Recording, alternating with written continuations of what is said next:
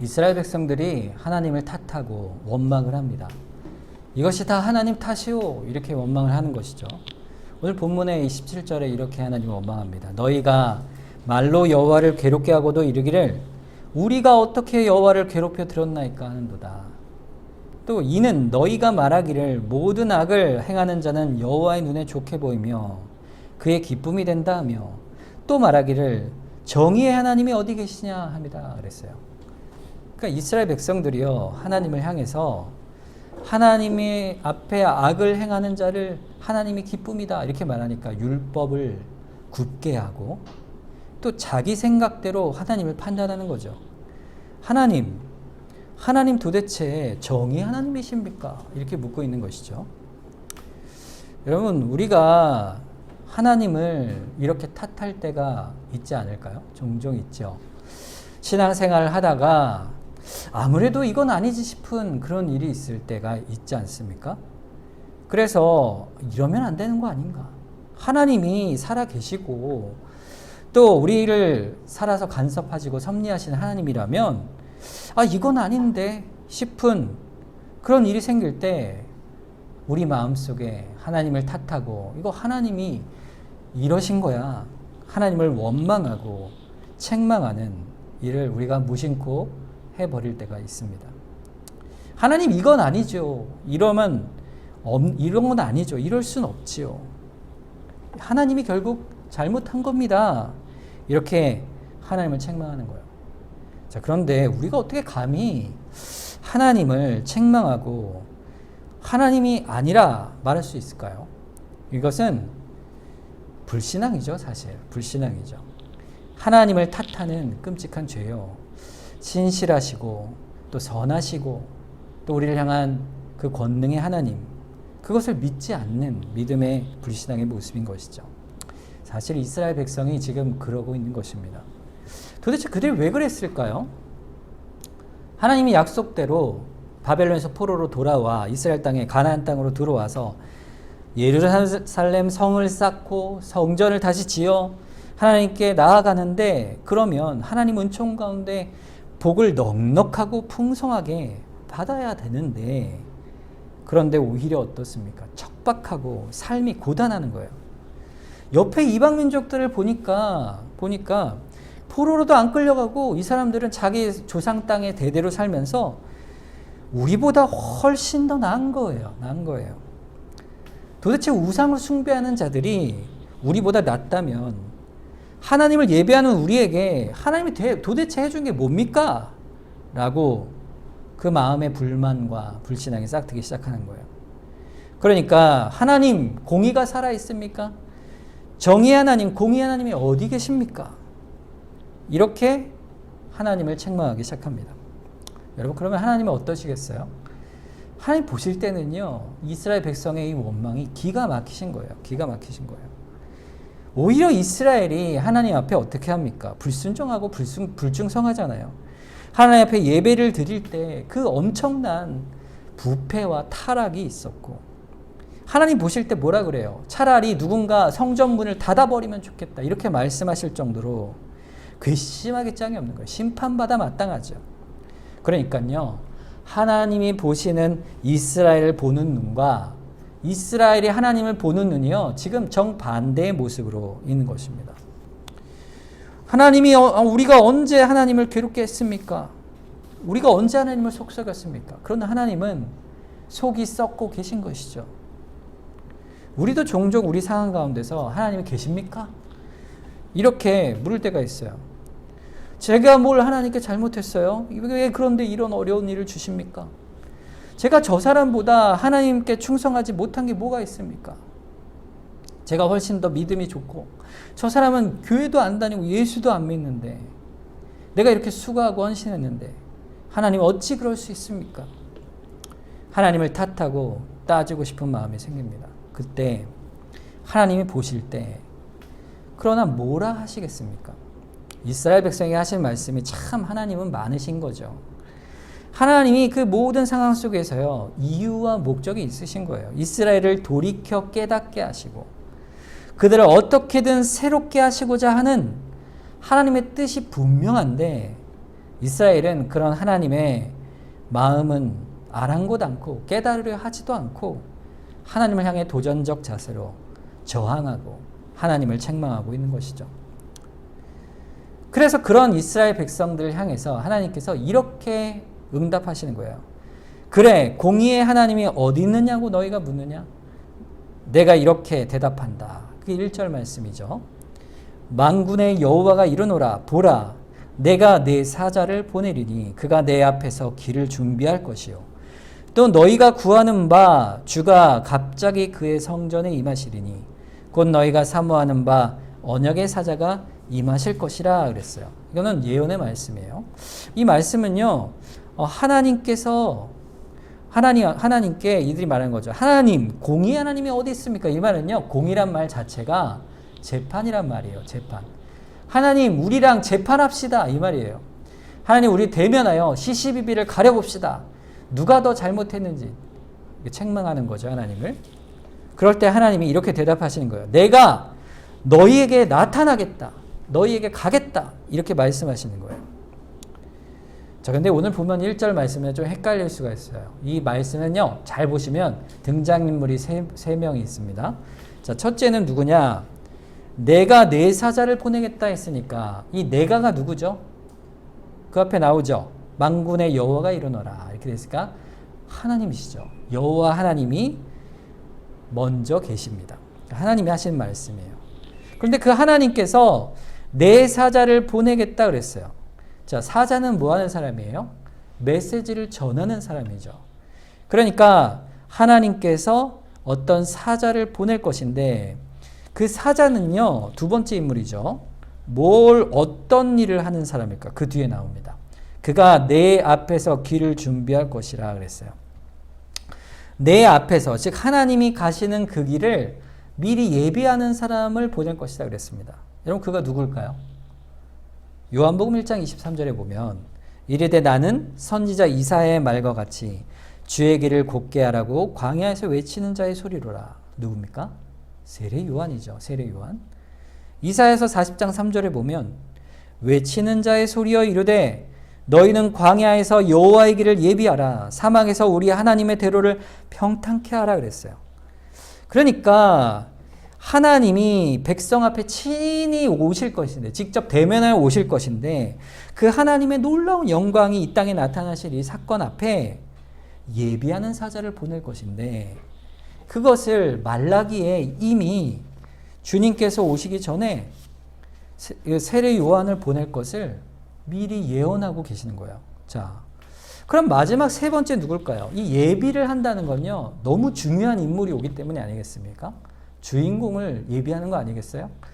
이 예비하는 그 뒤에 오시는 분이 정말로 중요한 분이시겠죠. 자, 그가 누구냐? 1절 하반절에 또 너희가 구하는 바 주가 갑자기 그의 성전에 임하시리니 곧 너희가 사모하는 바 언약의 사자가 임하실 것이라 그랬어요. 너희가 구하고 사모한다 이 말은요, 주님 어서 오십시오 이 말이 아니에요. 이거는요, 하나님 누가 의로운지 한번 따져봅시다. 그러니 빨리 오시오 이 말이에요. 그러니까 너희가 지금 하나님을 구하고 있는데, 따지기 위해 구하고 있는데 하나님이 답하시기를 내가 너희가 구하는 대로 너희 앞에 갈 것이라 이렇게 말씀하시는 거예요. 근데 그게 누구예요? 주지요. 주가 오실 것이라고 했어요. 주는 주님이란 뜻인데 하나님에게만 쓰이는 단어예요. 그러니까 누굽니까? 이 주는 하나님이시죠. 근데 그가 갑자기 어디 온다고 하셨어요? 그의 성전에. 성전이 누구의 성전이에요? 하나님의 성전 아닙니까? 그러니까 그분은, 이 세 번째 인물 그분은 하나님이신 거예요. 그런데 그분이 곧 누구예요? 언약의 사자라 그랬어요. 언약의 사자. 여러분, 오시는 보냄을 받은 사자인데 어디에서 무엇의 사자라고요? 언약의 사자라 그랬어요. 이 언약은 뭡니까? 하나님과 이스라엘 사이에서의 언약이죠. 하나님께서 맺으신 그 언약을 완성하시고 성취하기 위하여 보내시는 그 사자가 있는데 그분이 누구라고요? 주님이시오. 바로 하나님이시다 이렇게 말씀해요. 그런데 구분이 있잖아요. 보내신 자가 있고 보냄받으신 분이 있잖아요. 그러니까 하나님이신데, 같은 하나님이신데 보내신 자가 있고 보냄받은 자가 있으니 그 보내신 자는 누구죠? 하나님이시고 성부 하나님이시고 보냄받은 자는 예수님이신 것입니다. 세례 요한이요. 그래서 내 뒤에 오시는 그분이 어떤 분이냐 설명할 때 그분의 내가 신발끈 풀기도 감당하지 못할 그런 하나님이심을 말씀하고 있잖아요. 그러니까 이 언약의 사자는요. 성전에 임하실 그 주님은 바로 성자 하나님이신 예수 그리스도신 거예요. 그러니까 결국에는 성부, 성자, 성령 삼위일체 하나님 가운데 성부 하나님께서 성자 하나님을 언약의 사자로 이 땅에 보내실 것을 지금 이 상황 속에서 말도 안 되는 상황 속에서 갑자기 말라기를 선지자를 통해서 약속하고 계신 거예요. 이 시점이 너무 중요합니다, 여러분. 말라기서에 이게 언제예요? 지금 이스라엘 백성이 죄와 불순종 가운데서 하나님을 탓하며 책망하며 공의 하나님이 어디 있습니까? 외칠 바로 그때에 하나님이 예수 그리스도를 보내셔서 이스라엘 백성을 판단하시고 공의를 행하시겠다. 이렇게 예언의 말씀을 해주시는 겁니다. 자, 그러면 예수님께서 이 땅에서 오셔서 하실 일이 도대체 뭐겠어요? 언약의 사자로 이 땅에 오신 예수님께서 이스라엘에게 하실 일이 도대체 뭘까요? 여러분, 예수님이 이 땅에 오셔서 하실 일이 뭡니까? 뭐죠? 우리를 구원하시는 구원의 사역이시잖아요. 첫째는 예수님이 우리를 구원하시기 위해 이 땅에 오신 거예요. 그분의 언약의 사자의 일이 첫째는 구원이죠. 그러나 또 다른 사역, 반대의 사역이 있습니다. 그게 뭘까요? 동시에 심판의 사역을 하시기 위해 이 땅에 오시는 거예요. 예수 그리스도께서 이 땅에 오신 것은요, 구원받은 자와 또 정죄받아 심판받은 자를 구분하시기 위해서 오시는 거예요. 공의를 행하시러 오시는 것이죠. 그래서 이 땅에 오셔서 하시는 일이야말로 그를 믿고 회개하고 나오는 자에게는 구원을 주시고 그를 배척하고 그 뜻대로 대적하는 자는 이미 그 믿지 않음으로 인해 심판을 받게 하심으로 그리스도 오심은 구원과 심판을 동시에 행하시는 이것이야말로 언약의 사자의 사역인 것입니다. 자, 그런데 다시 시점을 한번 생각해 보세요. 오늘 말라기 당시에 이스라엘 백성들에게 직접 예수님이 오셨나요? 아니에요. 예수님이 그 뒤에 400년이나 지나서 예수님이 이 땅에 오세요. 그러면 도대체 이 예언이 앞으로 오시겠다는 이 예언이 당시 그 죄인된 이스라엘 백성들에게 무슨 의미가 있겠어요? 무슨 의미가 있느냐 이거예요.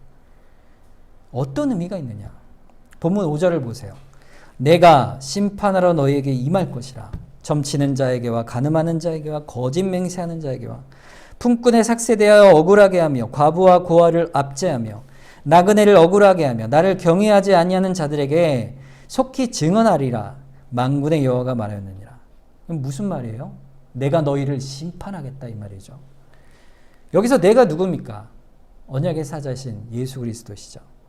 그분이 그들에게 성전에 임하실 때 그들을 향해 뭐하러 오신다고 하신 거예요? 구원이 아니라 심판을 오시겠다 말씀하시는 거예요.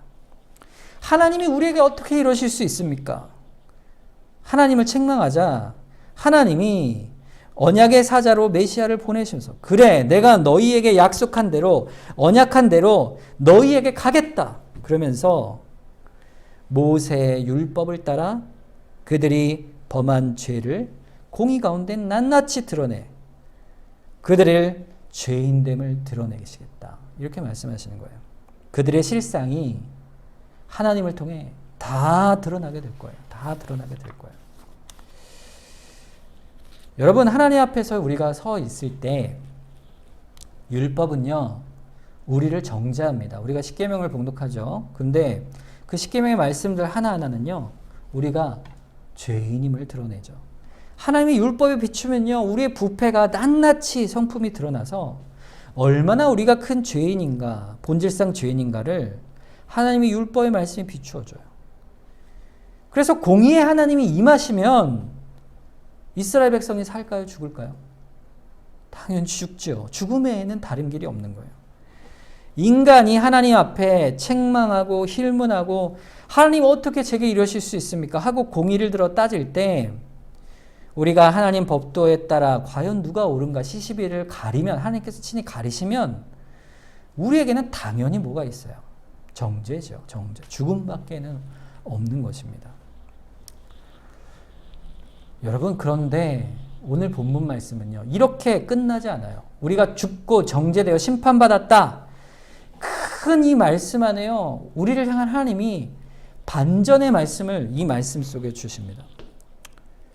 여러분, 하나님께서요, 이스라엘 백성을 그저 심판하시려면은 선지자를 보내셨겠어요? 그럴 이유가 없죠. 언약의 사자도 보낼 필요가 없어요. 죄인된 그대로 두셨다가 그저 심판하시면 됩니다.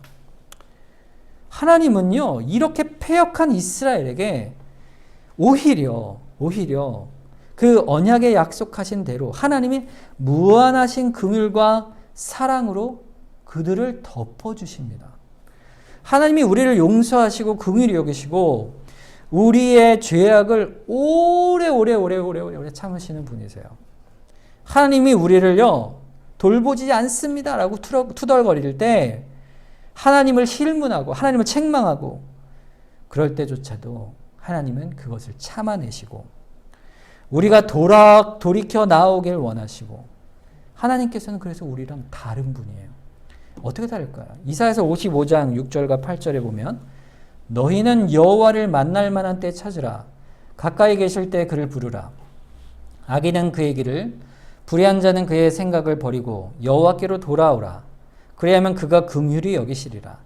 우리 하나님께로 돌아오라. 그가 너그럽게 용서하시리라. 이는 내 생각이 너희의 생각과 다르며 내 길은 너희의 길과 다름이니라. 여호와의 말씀이라 그랬어요.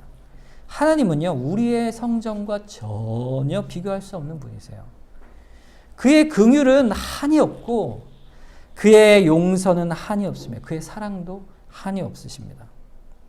그래서 회개하고 돌이키면 기다리시고 오래 참으세요. 그런 자를 기다리고 계시는 거예요. 도무지 말이 안 되는 억울한 원망을 들으신다. 그때마다 하나님이 그때그때 우리를 심판하시지 않으신다는 거죠. 오히려 하나님은요, 우리를 사랑으로 대하세요. 그 본문 2절과 3절 너무 중요한 말씀이에요. 그가 임하시는 날을 누가 능히 당하며 그가 나타나는 때에 누가 능히 서리요. 그는 금을 연단하는 자의 불과 표백하는 자의 잿물과 같을 것이라. 그가 은을 연단하여 깨끗하게 하는 자 같이 앉아서 레위 자손을 깨끗하게 하되 금, 은 같이 그들을 연단하리니 그들이 공의로운 제물을 나 여호와께 바칠 것이요. 그랬어요. 여러분, 이 2절과 3절 말씀은요, 앞에 부분 보세요. 그가 임하는 날에 누가 능히 당하며 그가 나타날 때 누가 능히 서리요. 이 심판이잖아요. 심판의 말씀인데 그 뒤에 말씀을 보면요, 하나님이 그 안에 소망을 밑에 쫙 깔아두셨어요. 보세요. 뒤에 말씀. 그는 금을 연단하는 자의 불과 표백하는 자의 잿물과 같을 것이라. 여기 소망이 있는 거예요. 여러분, 연단이 뭡니까? 연단은요, 그것을 두들겨 불에 지져 없애고 태워 파괴하기 위한 겁니까? 아니죠. 오히려 연단은요, 좋은 결과를 얻기 위해서 하는 게 연단이에요. 결과를 선히 바라고 하시는 거예요. 그 결과가 뭐죠? 금이잖아요. 금. 순금이잖아요. 여러분, 표백하는 것도 보세요. 잿물을 씻어낼 때 더러운 것을 빼내기 위하여 두들기고 비비고, 그 얼마나 비벼야 됩니까? 아프고 변해야 되는 거예요. 결국 그러나 어떻게 됩니까? 깨끗하고 거룩하고 맑게 되는 거예요. 그것이 은을 정결하게 하는 것이죠. 결국은요, 결과적으로 하나님이 그들에게 원하시고 소망하는 것이 무엇입니까? 그들이 하나님께 합당한 예물을 드리는 거예요. 그러니까 그들이 공의로운 제물을 나 여호와께 바칠 것이라. 이렇게 끝나잖아요. 참된 예배, 즉 살아있어 삶의 거룩함과 성결한 제사를 하나님께 드리는 주의 백성으로 우리를 고치시겠다, 이렇게 말씀하신 거. 오히려 그런 백성 앞에 누가요? 우리 주님께서 그렇게 하시겠다. 그 언약의 사자가 약속하고 있는 것이에요. 공의의 하나님이 어디 있습니까? 이렇게 투덜댈 때 언약의 사자를 너희에게 보내겠다, 임하겠다. 그것이 하나님의 진노로 파멸하기 위함이 아니고 어떤 걸 위한다고요? 우리를 새롭게 하기 위함입니다.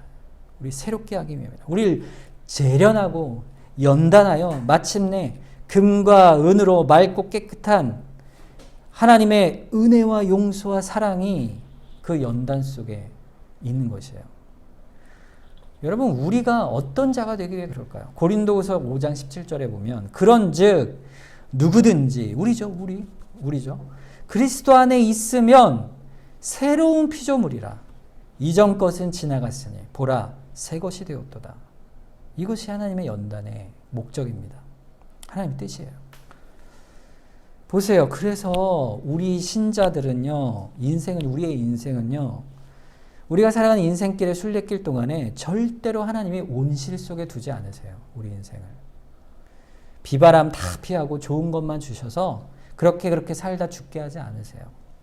모든 신자는 예외 없이 어려움과 연단을 통해 하나님의 정한 뜻 가운데 살아가게. 그 피할 수가 없습니다.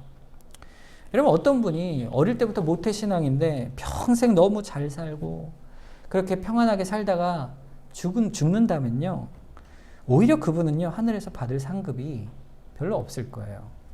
왜 그러냐면 하나님이 연단하시는 일은 반드시 있는 것인데 그 연단이 금을 만들어내기 때문에 그래요. 금을 만들어내기 때문에. 연단이 없이 나면서부터 자기 믿음으로 순결하거나 성화되어 거룩한 상태에 이를 수 있는 사람이 누가 있겠어요? 아무도 없는 것입니다. 그 누가 하나님의 연단 없이 정말로 풍성하고 거룩한 열매를 맺을 수 있을까요? 그럴 수 있는 사람은 없습니다. 자, 그러면 순금이요, 순은이요. 결국 금이 뭘까요? 우리가 맺어지는 그 금의 열매, 연단의 열매, 결과가 뭡니까? 바로 예수 그리스도의 형상을 입고 그리스도의 향기를 자욱히 드러내는 그런 자로 우리를 하나님이 만드시길 원하시는 거예요. 그게 연단의 목적이에요. 그래서 하나님이요, 우리에게 연단을 주셔요. 연단을 주시는데 어떻게 주시냐? 연단 가운데 우리에게 세 가지 방법으로 연단을 주세요. 첫째는 우리 내면의 부패성을 깨닫게 하시기 위해, 우리 내면의 부패성을 깨닫게 하시기 위해, 얼마나 우리가 부패한 자인가를 깨닫게 하시는 은혜를 베푸시기 위해 연단을 주십니다. 이것은요, 정말 죄의 부패성, 내 안에 있는 부패성과 치열한 영적 싸움을 하는 연단이에요. 그래서 이 영적인 번민과 싸움은요, 사실은 하나님께서 우리에게 주시는 은혜의 방편입니다. 고린도전서 9장 27절에 보면 내가 내 몸을 쳐 복종하게 함은 내가 남에게 전파한 후에 반드시 도리어 버림을 당할까 두려워함이로다. 사도 바울이 한 말이에요. 그가요, 복음을 왕성하게 전하는 사도였죠. 그런데 도리어 내가 버림을 당할까 두려워한다. 이게 무슨 도대체 말일까요? 믿음이 없어서 그럴까요? 아닙니다.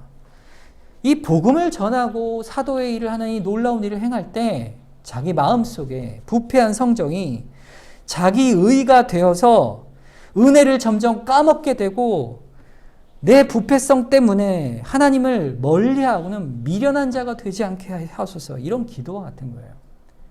그래서 10장 12절, 고린도전서 10장 12절에 보면 그런즉 선줄로 생각하는 자는 넘어질까 조심하라, 이렇게 말하고 있죠. 여러분, 목회자인 저도요, 설교를 할 때 설교를 한 바대로 저는 살고 있다고 착각이 저에게 온다니까요. 그렇게 살지 못하면서 똑같이 직분을 받고 봉사를 하면서 내가 이 직분을 맡고 있다는 사실이 내가 거기에 걸맞는 신앙의 규모를 갖고 있다, 내가 경건하다, 이런 자기 착각이 들어오게 되어 있다는 거예요. 그래서 사도 바울은 그걸 경계하는 거예요. 죄에 대해서 무감각해지지 않도록, 나태해지지 않도록, 외적으로 하나님께서 성장의 길을 걸어오는 것처럼 보이지만 내면은 어때요? 영적인 감각이 무뎌질 수가 있다는 거예요. 겉으로는 목회자요, 장로요, 직분자지만 내면이 무뎌지어 갈 수가 있는 거예요. 그래서 하나님은 우리 마음에 연단을 주시는 거예요. 연단을. 그게 은혜입니다. 로마서 8장 12절 13절 그러므로 형제들아 우리가 빚진 자로 돼 육신에게 져서 육신대로 살 것이 아니니라. 너희가 육신대로 살면 반드시 죽을 것이로되 영으로서 몸의 행실을 죽이면 살리라. 영적으로 산다는 게 이런 의미예요. 그럼 영적으로 살려면 어떻게 살아가는 겁니까? 갈라디아서 5장 16절에 보면요. 내가 이르노니 너희는 성령을 따라 행하라. 그리하면 육체의 욕심을 이루지 아니하리라. 성령께서 우리를 인도하신다 이렇게 말씀하시죠. 우리가 거룩한 자로 연단되어 갈 때 성령께서 우리를 붙들어 주십니다. 육신의 죄를 쳐서 복종하여 영적인 곳으로 나아가도록 연단하셔요. 하나님께서 연단하는 거예요. 우리 마음에 거룩한 자로 갈 때는요. 그래서 마음에 계속 부대끼는 마음이 있는 거예요. 죄에 대해서, 부패성에. 내 자신의 욕심과 생각에 부대낌이 있어요. 밖에서 볼 때는요. 저분 정말 평안하고 참 믿음이 좋고 흠없이 잘 사는 것 같지만 그러나 내면 안에서요. 연단은 받아가는 거예요. 연단이 없으면은 여러분 거룩한 성도는요. 오히려 무음해 보일지라도 내면 안에서는 뜨거운 불로 지져지는 사람이 바로 연단되고 거룩해져 가는 사람입니다.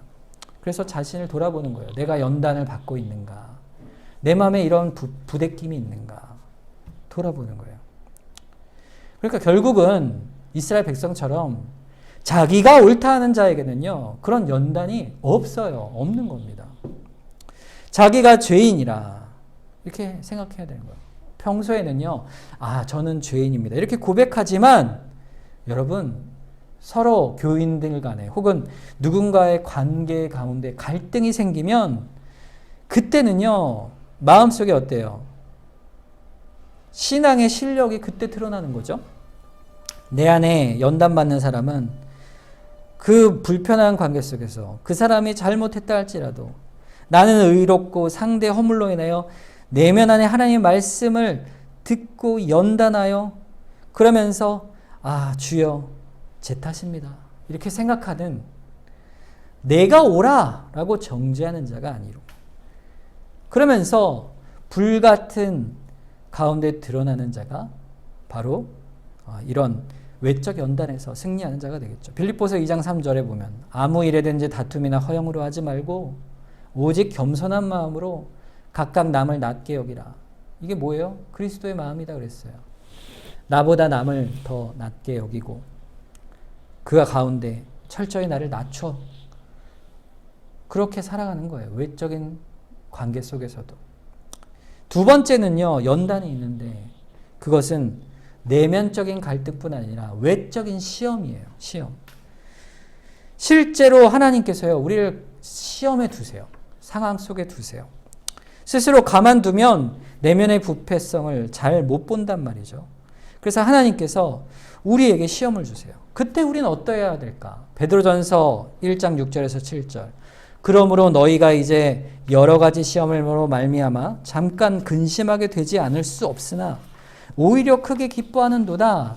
너희 믿음의 확실함은 불로 연단하여도 없어질 금보다 더 귀하여 예수 그리스도께서 나타나실 때에 칭찬과 영광과 존귀를 얻게 할 것이다 그랬어요. 여러분 우리에게 외적인 연단은요 오히려 우리를 기뻐하라 이렇게 말씀하세요. 믿음의 확실함을 통해. 여러분 우리가 이제 교회에 봉사 일을 하죠. 여러분 주일학교 교사분들은 다 가셔서 아까 이제 그 말을 했는데 우리 봉사하시는 분들 많잖아요 우리 교회. 근데 봉사할 때 처음에 기쁜 마음으로 봉사를 하다가 점점 부담이 될 때가 있잖아요. 어떨 때는 몸이 너무 피곤하기도 하고 남들보다 일찍 나와서 많은 일을 해야 되고 또 준비도 해야 되고 또 아이들 같은 경우 가르칠 때는 도대체 애들이 내 말을 듣는지 이렇게 낙심이 될 때도 있고 내가 잘하고 있는 건지 이런 생각이 들 때가 있잖아요. 그러니까 시련이 올 때가 있는 거죠. 너무 힘이 든 거예요. 넘어지고 싶을 때도 있고. 그런데요. 하지만 하나님이 이 모든 일들과 상황들 속에서 하나님이 오히려 우리에게 하시는 방법이 뭐예요? 연단이라니까요. 우리 봉사를 통하여 연단하시고 금보다 더 귀한 은혜를 부어주실 것을 분명하게 약속하고 계신 거예요. 우리가 그래서 이렇게 해나갈 때 하나님이 오히려 그 가운데서 어려운 상황 속에서 오히려 더 큰 은혜를 부어주셔서 주님의 칭찬과 영광과 존귀가 반드시 주어질 것을 우리로 소망하라 이렇게 말씀하고 있는 거예요. 그 시험을 통해 믿음의 실력이 그걸 극복하는 과정 속에서 주님 감사합니다. 오히려 더 칭찬과 영광을 받는 믿음의 확실함으로 분량으로 자라가게 되는 것이죠. 그런데 그럴 때만 있지 않잖아요. 우리가 시험을 통해서 결국 그 말씀 하나님의 뜻을 듣지 않으면 하나님이 어떻게 하시죠? 징계를 행하십니다. 그게 세 번째 연단의 과정이죠. 히브리서 12장 10절과 11절에 보면 그들은 잠시 자신의 뜻대로 우리를 징계하였거니와 오직 하나님은 우리의 유익을 위하여 그의 거룩하심에 참여하게 하시느니라. 무릇 징계가 당시에는 즐거워 보이지 않고 슬퍼 보이나 후에 그로 말미암아 연단받은 자들은 의와 평강의 열매를 맺느니라. 하나님이 우리를 자녀로 사랑하시기 때문에 우리의 유익을 위하여 징계를 행하실 때가 있어요. 그때는 유익을 위한 것이니 낙심하지 말고 즐거워 보이지 않고 슬퍼 보이나 그로 인하여 맺어질 의와 평강의 열매가 있다. 이렇게 말씀하시죠. 여러분, 그런데 우리가 징계를 받으면 매를 맞으면 어떻습니까? 주저앉죠. 불평하고 주저앉잖아요. 하나님 매를 탁 드세요. 그러면서 하나님은 또 이렇게 말씀하신 거예요. 이어서 12절 13절에 그러므로 피곤한 손과 연약한 무릎을 일으켜 세우고 너희 발을 위하여 곧은 길을 만들어 저는 다리로 하여금 어그러지지 않고 고침을 받게 하라. 이게 무슨 말이에요? 주저앉아 있지 마라. 이렇게 말해요. 낙심하지 마라. 내가 너를 붙든다. 일으켜 세우시는 거예요. 하나님은요, 우리를 꾸짖고 매를 치실 때조차도 하나님은 염려하시는 거예요. 꾸지람 때문에 혹시 주저앉지 않을까? 낙심하지 않을까? 이 징계의 목적이 뭐예요, 그러니까? 사랑을 주시기 위한 것이죠. 우리가 이제 부모로서 자녀를 징계할 때가 있잖아요. 잘못하면 우리가 분이 나서 자녀를 막 혼을 내고 그리고 이제 그러고 말잖아요. 그런데 하나님은요, 그러지 않으신다는 거예요. 시련을 통해 하나님께서 우리가 깨닫고 나오면 너무 기뻐하시는 거예요. 너무 기뻐하시는 거예요.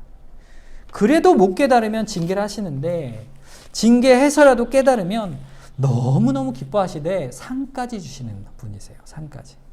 여러분, 탕자 아버지가 그런 모습 아닙니까?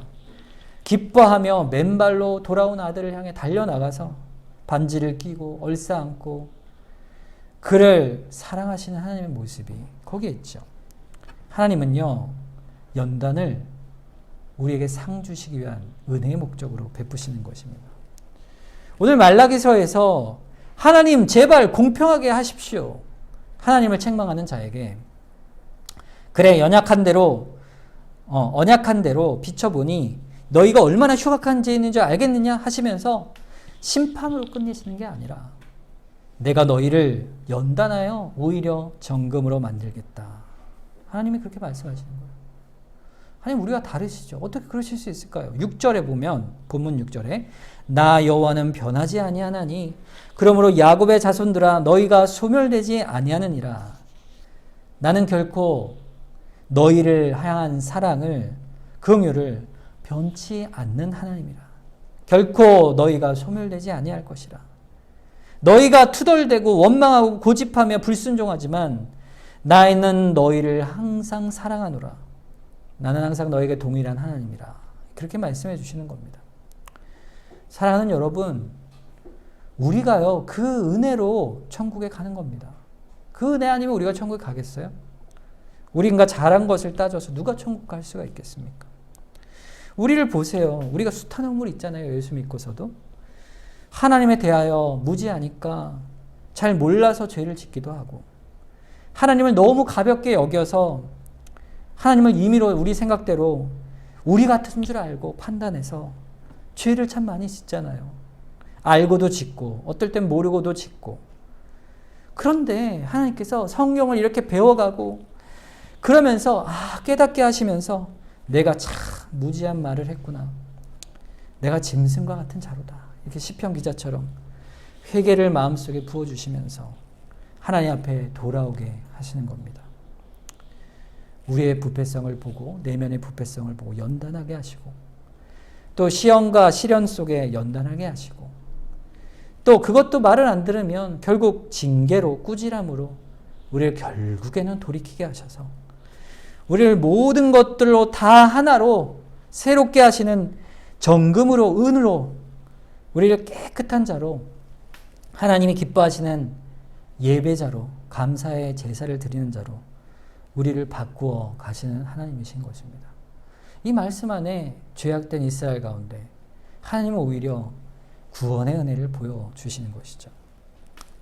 그 은혜가 우리에게 임했죠. 그럼 우리는 어떻게 반응할까요? 하나님이 기뻐하시는 것은 감사의 예물입니다. 시편 50편 23절 감사로 제사를 드리는 자가 나를 영화롭게 하나니 그 행위를 옳게 하는 자에게 내가 하나님의 구원을 보이리라 그랬어요. 하나님께서는 사랑의 하나님이시죠.